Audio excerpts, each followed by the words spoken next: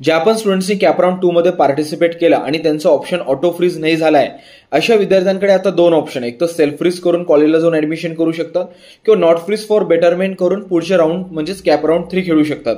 तर अशा वेळेस त्यांच्या माइंडमध्ये प्रश्न येते की sir, is it worth it to play a CAP round 3? आम्ही बेटरमेंटला जायला पाहिजे का? तर याचा आन्सर मी हार्डली 30 सेकंड मध्ये देतो. बघा, सगळ्यात महत्वाचा प्रश्न काय की तुम्हाला जे कॉलेज किंवा ब्रँच अलॉट झालेली आहे ते बघून जर तुम्हाला वाव वाली फिलिंग नाही आली, WOW आली, तर सिंपल आहे बाई की तुम्हाला पुढचा राऊंड खेळायला जायचं आहे. आता खेळायला का बरं जायचं, त्याच्यामागे 2-3 मी लॉजिक पुट करतो. फर्स्ट लॉजिक तर सगळ्यात महत्त्वाचं की तुम्हाला आता मिळालेली सीट कुठेच जाणार नाही, ती रिझर्व्हच आहे. हा सगळ्यात मेन बेनिफिट. सेकंड बेनिफिट काय आहे की आपण लवकर पण ऍडमिशन घेतली तर काही कॉलेज लवकर स्टार्ट होणार आहे असं पण काही नाहीये. कॉलेज ज्या डेटला स्टार्ट व्हायचं राऊंड कॅप राऊंड संपल्यानंतर तेव्हाच चालू होईल, तर आपला लॉस नाही. And third the most important, खूपशा गोष्टी लाईव्ह चेंज होणार, खूपशे विद्यार्थी विड्रॉ करत आहे ऍडमिशनचं, तर आपल्याला चांगलं ऑप्शन मिळण्याचे चान्सेस आहे.